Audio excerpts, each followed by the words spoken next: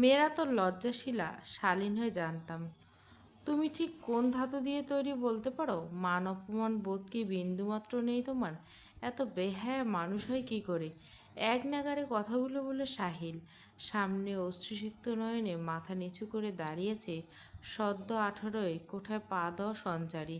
এতগুলো কথা মুখ বুজে হজম করে নিচ্ছে সে, কারণ সে জানে প্রতিবাদ করে লাভ হবে না। এখানে তাকে সমর্থন করে কথা বলার মতো কেউ নেই। বিশ্বাস করুন, আমি এখানে আসতে চাইনি। জান্নাতি আপু আমায় খুব করে অনুরোধ করায় আমি এসেছি, নতুবা আমার এখানে আসার বিন্দুমাত্র ইচ্ছে আমার ছিল না। ক্রন্দনরত কণ্ঠে বলে ওঠে সঞ্চারী। আশেপাশের লোকদের মধ্যে ইতিমধ্যে কানাঘুষা শুরু হয়ে গেছে। আরে কম বয়সী মেয়েটা আবেগটা বেশি হয়তো, ছেলেটার পিছুই ছাড়ছে না। পরিবারের লোকজনই বা কেমন কে জানে। আমার বাড়ির মেয়ে হলে চাপকে সোজা করে দিতাম। এমন আরও অনেক কথা শোনা ভেসে এলো আশপাশ থেকে। লোকদের এমন মন্তব্য কর্ণফুর পৌঁছাতে অপমানে সঞ্চারের কান গরম হয়ে উঠল। কেউ যেন গরম সীসা ঢেলে দিয়েছে তার কানে। মাথাটা এদিক ওদিক ঘুরিয়ে জান্নাতিকে খুঁজতে লাগলো সঞ্চারী। তোমার বিন্দুমাত্র লজ্জা থাকলে এই মুহূর্তে আমার চোখের সামনে থেকে বেরিয়ে যাও। সাহিলের কথায় সঞ্চারী মনে হলো এত অপমান বোধহয় তাকে কেউ কখনো করেনি। ঠিক যেমনভাবে একটা মানুষটার মতো করে যে কেউ কাউকে কখনো ভালোবাসেনি। সঞ্চারী আর দাঁড়িয়ে থাকতে পারল না, দৌড়ে রেস্টুরেন্ট থেকে বেরিয়ে গেল। বাইরে এসে অঝরে কাঁদতে লাগলো সঞ্চারী। পার্কিং এরিয়াতে সে হাঁটু গেড়ে বসে পড়ল মেঝেতে। রাগে দুঃখে অপমানে নিজের গরনের জামাটা খামচে ধরে চিৎকার করে কাঁদতে লাগলো সঞ্চারী। এক পর্যায়ে নিজের দু হাত দিয়ে নিজের গালে থাপড়াতে শুরু করলো। আপনি কেন আমার হলেন না সাহিল? কেন আমায় ভালোবাসলেন না? কি কমতি ছিল আমার মাঝে? আপনি বলেছিলেন আমার বয়স কম, আমি ইমমেচিউর, কিন্তু আমার তো বয়স বাড়তো, আমিও জান্নাতি আপুর মতো ম্যাচিওর হয়ে উঠতাম। কেন আমায় একটু সময় দিলেন না আপনি? কেন আমার ভালোবাসাকে ইনফ্যাচুয়েশন বলে দূরে সরে গেলেন? করুণ আত্মনাদ সঞ্চারের। প্রকৃতি বোধহয় এই নিঃস্ব ভালোবাসার কাতর রমণীর অশ্রু সহ্য করতে পারল না। নিজের মতো করে সেও বিলাপ করে উঠল। আকাশ কাঁপিয়ে মেঘের গর্জন শোনা গেল, সাথে বিদ্যুতের ঝলকানি। মুহূর্তের ব্যবধানে ক্রন্দনরত রমণীর চোখের জল আরও তুমুল বর্ষণে ফোঁটা মিশে একাকার হয়ে গেল। সঞ্চারী কোথায় সাহিল? কিয়ৎক্ষণ আগে ঘটে যাওয়া সেই বিব্রতিকর মুহূর্তের কথা ভাবছিল সাহিল। জান্নাতির প্রশ্নে ধ্যান ভাঙল তার। তোমায় বারণ করছিলাম ওকে এখানে আনতে জান্নাতি, তবুও কেন?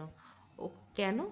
ওকে দেখে কি মনের মধ্যে সুপ্ত অনুভূতি বেরিয়ে আসতে চায় সাহিল? জান্নাতের দৃষ্টি স্বাভাবিক রেখে প্রশ্ন করলো সাহিলকে।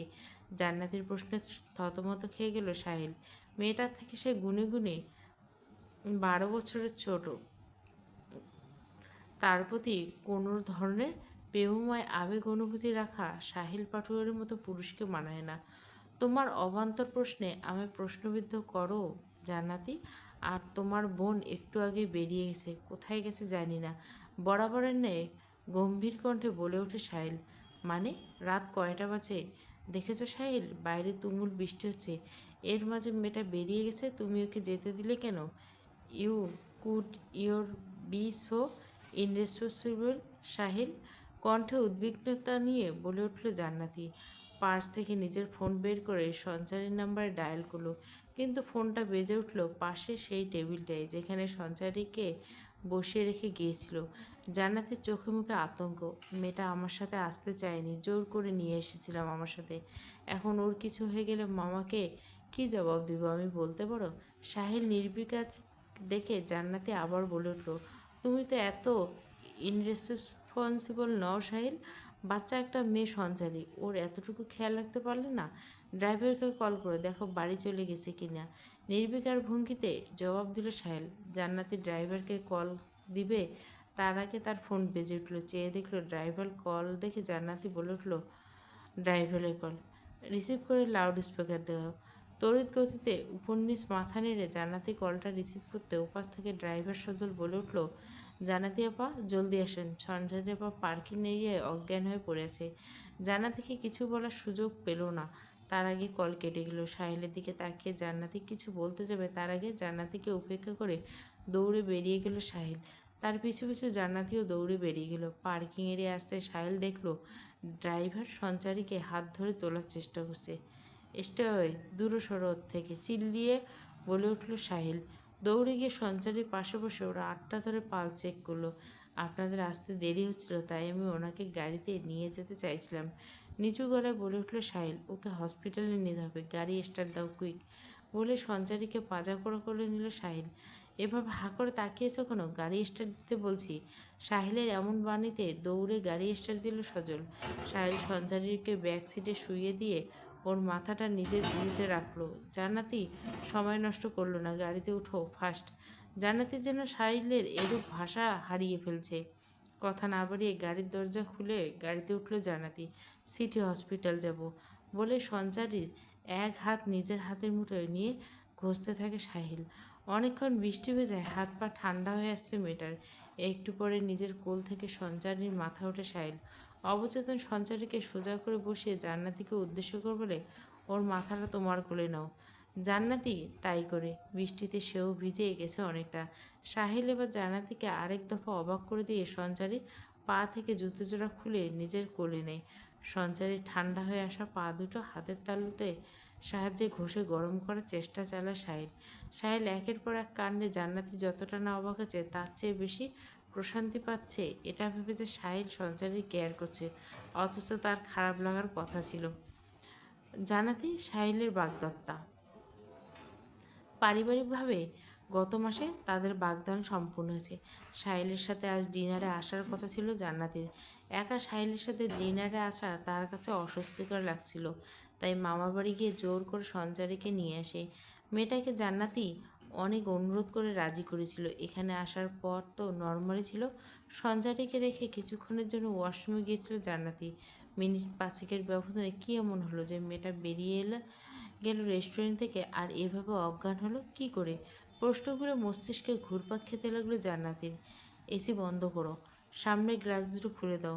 সাহিলের কণ্ঠে বাস্তবে ফিরে জান্নাতি। সাহিলের কথার মতো এসি অফ করে সামনের গ্লাস দুটো খুলে দেয় ড্রাইভারকে। কিছুক্ষণের ব্যবধানে হসপিটালে পৌঁছায় তাদের গাড়ি। নিজের গা থেকে স্যুটটা খুলে জান্নাতিকে পরিয়ে আবারও পাজাখোলা করে হসপিটালের দিকে পা বাড়ায় সাহিল। হসপিটালের করিডোরে বেঞ্চের উপর বসে আছে জান্নাতি। অদূরে সাহিল ভেজা পোশাক নিয়ে ঠায় দাঁড়িয়ে আছে গত আধ ঘন্টা ধরে। কেবিনের ভিতরে হাসপাতালের বেডে শুয়ে বেঘরে ঘুমাচ্ছে সঞ্চারী। ডাক্তার ঘুমের ইঞ্জেকশন দিয়ে গেছেন। বলছেন আগামী 2 ঘন্টা সঞ্চারী এভাবে ঘুমাবে। মামাকে একটা কল করা দরকার। সঞ্চারীর শারীরিক অবস্থা মামাকে জানানো দরকার। মাথা তুলে সাহিলের দিকে তাকিয়ে বলল জান্নাতি। সাহিল পকেট থেকে নিজের ফোনটা বের করে হাতে কিছু একটা করতে করতে বলল, দরকার নেই, আমি আছি। জান্নাতি চুপ করে বসে রইল। তার মনে প্রশ্নেরা ঝড় তুলছে বারংবার। কি এমন হলো? সঞ্চারীর এই অবস্থা কি করে হলো? মেয়েটার চেহারা দেখে বোঝা যাচ্ছিল কাঁদতে কাঁদতে অজ্ঞান হয়ে পড়েছে সে। সাহিল। অপরিচিত কণ্ঠে সাহিলের নাম শুনে মাথা তুলে তাকালো জান্নাতি। হাতে শপিং ব্যাগ নিয়ে করিডোরে এসে হেঁটে সাহিলের সামনে এসে দাঁড়ালো ছেলেটা। এনেছিস? গেট ইট টু মি বলে অপরিচিত ছেলেটার হাত থেকে শপিং ব্যাগগুলো নিয়ে জান্নাতের কাছে এলো সাহিল। এখানে দুটো ড্রেস আছে, ভেজা কাপড়ে থাকলে ঠান্ডা লেগে যাবে। নিজেকে চেঞ্জ করে নাও আর সঞ্চারীকে চেঞ্জ করে দাও। জান্নাতি সাহিলের হাত থেকে শপিং ব্যাগগুলো নিল, দ্রুত পায়ে ঢুকে পড়লো সঞ্চারীর কেবিনে। সাহিল, কি করছিস বলতো? সঞ্চারীর এই অবস্থা কি করে? পরে বলছি Nidra, I need to change first বলে একটা শপিং ব্যাগ নিয়ে চলে গেল সাহিল। কবে নিজের অনুভূতিগুলো প্রকাশ করবে সাহিল? নিজের জেদটাকে প্রাধান্য দিচ্ছিস, ভালোবাসাটাকে নজরআন্দাজ করছিস। ভুল করছিস সাহিল, বড্ড ভুল। বলে একটা দীর্ঘশ্বাস ছাড়ল নীলাদ্রি। তোকে এভাবে হাসপাতালের বেডে মানায় না সোনা, দ্রুত উঠে পড় সঞ্চারী। তোর হাসি, তোর চঞ্চলতা সব কিছু আমি খুব মিস করছি রে, খুব মিস করছি। সঞ্চারী ক্যানেলো পরানো হাতটা ধরে বলে উঠল জান্নাতি। সঞ্চারীর কপালে চুমু খেয়ে ধীর পায়ে বেরিয়ে কেবিনের বাইরে পাতিয়ে রাখা স্টিলের ধাতব চেয়ারে হেলান দিয়ে বসে চোখ জোড়া বন্ধ করে নেয়। এক কাপ গরম কফি এনে জান্নাতের সামনে ধরে নিদ্র। চোখ বন্ধ করা তা টের পায় না রমণী। মিস জান্নাতি কফি। নিদ্রর ডাকে চোখ খুলে জান্নাতি। কফির কাপটা নিদ্রার হাত থেকে নিয়ে মাথা নিচু করে কফির দিকতে একদৃষ্টে তাকিয়ে থাকে। কফি খাওয়ার জন্য দিয়েছি, দেখার জন্য আরও অনেক জিনিস আছে আশেপাশে। কফিতে চুমুক দিতে দিতে বলে উঠল নিদ্র। নিদ্রের এহেন কথা একটু লজ্জা পেল জান্নাতি। ইতস্তত করতে করতে চুমুক বসলো। এতক্ষণ বৃষ্টিতে ভেজার পর এই কফিটা তার খুব দরকার ছিল। মাথাটা হ্যাং হয়ে গিয়েছিল সব মিলে। ধন্যবাদ। নেত্রীর দিকে তাকিয়ে বলল জান্নাতি। কেন? কফির জন্য। হ্যাঁ। কফিটা শেষ করে কাপটা ডাস্টবিনে ফেলল জান্নাতি। অনেকক্ষণ দ্বিধাদ্বন্দ্ব ভোগার পর নেত্রী বলে উঠল, সাহিলের সাথে আপনার কি সম্পর্ক? আপনি কি হন তার? সাহিল আমার ভাই, আমার বস, আমার বন্ধু।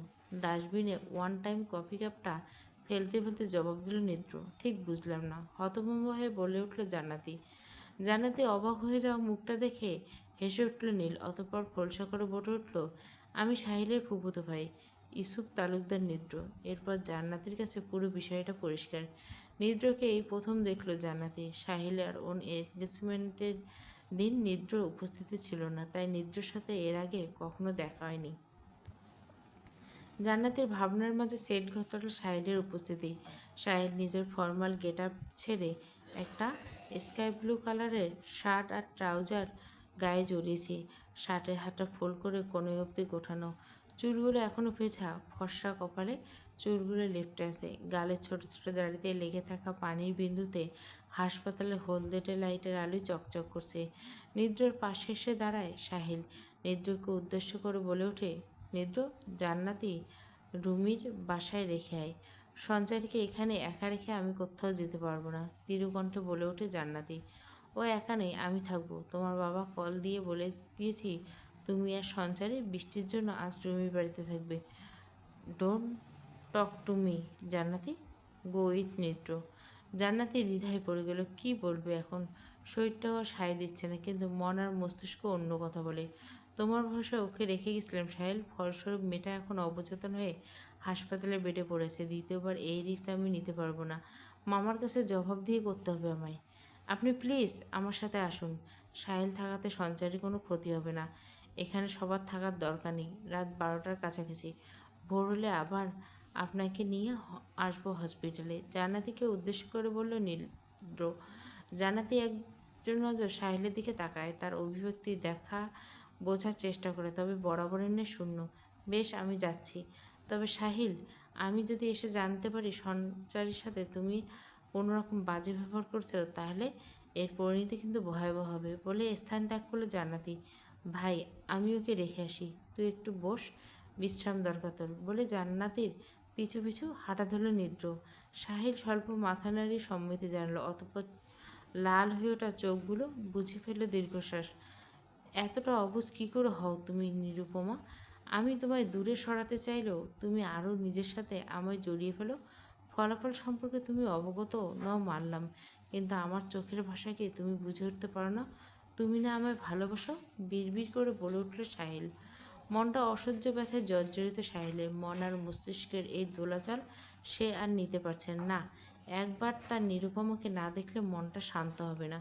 দ্রুত পায়ে হেঁটে গেল সঞ্চারী কেবিনের দিকে। একটু আগে জ্ঞান ফিরছে সঞ্চারী। মাথাটা বড্ড ভারী লাগছে তার। ক্যানোলার সাথে সংযুক্ত স্যালাইনটা শেষ হয়েছে কিছুক্ষণ আগে। জ্ঞান ফেরার পর আশেপাশে কাউকে দেখতে পেল না সঞ্চারী। খানিক বাদে মনে পড়ল সাহিলের সেই ভয়ঙ্কর দুর্ব্যবহার, আশেপাশের লোকদের সেই অপমানজনক বাণী। মনটা বিষিয়ে গেল সঞ্চারীর।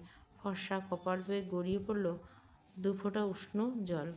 আমি আর কাঁদব না আপনার জন্য। মৃত বৃক্ষের গোড়ায় যেমন জল ঢেলে কোনো লাভ হয় না, সেখানে আর কখনো ফুল ফোটে না, ঠিক তেমনই আমার চোখের জল বা ভালোবাসার বর্ষণ কোনোটা আপনার মনে আমার জন্য বিন্দু পরিমাণ ভালোবাসার জন্ম দেবে না। আমি হেরে গেলাম সাহিল, আমার ভালোবাসার কাছে হেরে গেলাম। আপনার যুক্তির বেড়াজালে আটকে আমার ভালোবাসা ছটফট করতে করতে মৃত্যুবরণ করলো। গাল বেয়ে পড়া উষ্ণ চোখের জলটুকু হাত দিয়ে শক্তপণে মুছে নিল সঞ্চারী। চোখ জোড়া বন্ধ করে কার্নিশ বেয়ে আবারও গড়িয়ে পড়ল অবাধ্য অশ্রু। কেবিনের দরজা খুলে ভিতরে প্রবেশ করলো সাহিল। সঞ্চারী চোখ বন্ধ করে শুয়ে আছে দেখে ভাবলো এখনও হয়তো ওঠেনি মেয়েটা। ধীর পায়ে এগিয়ে গেল সঞ্চারী। ধাতব টুলটা নিঃশব্দে বসলো সঞ্চারীর মাথার কাছে। সঞ্চারী মেলি নরম হাত তার পুরুষালী রুক্ষ দুই হাতের মাঝে নিয়ে পূর্ণ দৃষ্টি ফেল মেয়েটার দিকে।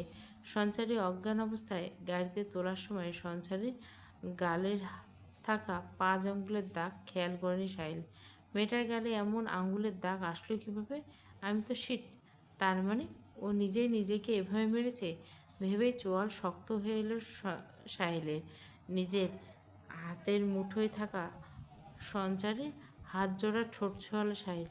কবে বড় হবে নিরুপমা? তুমি ছোটই রয়ে গেছো। তুমি আবারও প্রমাণ করে দিলে তুমি ইম্যাচিওর। আমি যতই চাই তুমি নিজেকে গুছিয়ে নাও, ততই তুমি নিজেকে এলোমেলো করে তুলো। তুমি জেগে থাকলে তোমায় আমি শাস্তি দিতাম নিরুপমা, কিন্তু তোমার এই ঘুমন্ত মুখটা দেখে আমার তোমায় শাস্তি দিতে মন চায় না। আমার ভিতর এলোমেলো করে দিয়ে কতটা শান্তিতে ঘুমাচ্ছ তুমি, অথচ দেখো আমি গত 10 মাস শান্তিতে ঘুমাতে পারিনি। বুকের ভিতরে ভীষণ জ্বলে উঠছে জানো নীরু। তুমি আমায় ভালোবাসো এটা ভেবে অন্তত প্রশান্তিতে ভরে ওঠে, কিন্তু তোমায় পাবো না ভাবলে আবারও সেখানে দাউ দাউ করে আগুন জ্বলে ওঠে। আমার কি মুক্তি নেই প্রিয়তমা? কেন এই অদৃশ্য বেড়াজালে আটকে আছি আমরা? তুমি আজকের পর আমার ঘৃণা করবে তাই না নিরুপমা? আমি এটাই চাই, কিন্তু এখন এটা ভাবনার চেয়ে চোখ দিয়ে অবাধ্য অশ্রুজোড়া ছোটাছুটি করছে।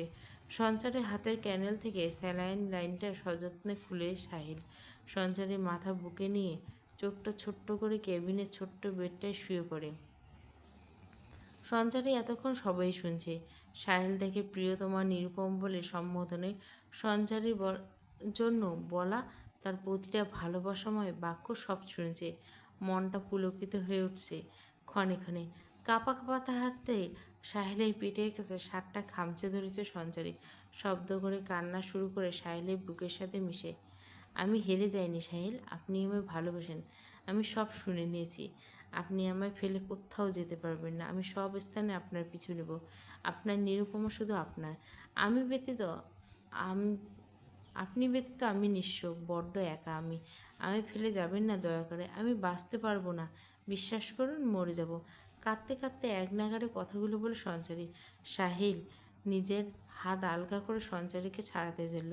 সঞ্চারী নিজের হাতের বাঁধন শক্ত করলো, নিজের মাথাটা সাহিলের বুকের সাথে আর একটু মিশিয়ে নিল। চোখ বেয়ে এখনও নোনা জল গড়িয়ে পড়ছে মেটা। নীরু, সাহিলের ডাকে মাথা তুলে থাকলো সঞ্চারী। হাতের বাঁধন কিছুটা হালকা হইল। সাহিল কিছু বলবে তার আগে সঞ্চারী বলে উঠল, আপনি আমায় মারুন, বকুন, অপমান করুন, যা ইচ্ছে করুন, কিন্তু আমি আপনাকে অন্য কাউকে দিতে পারবো না সাহিল। আপনি আমার হয়ে থাকবেন। সাহিল শুধু সঞ্চারীর।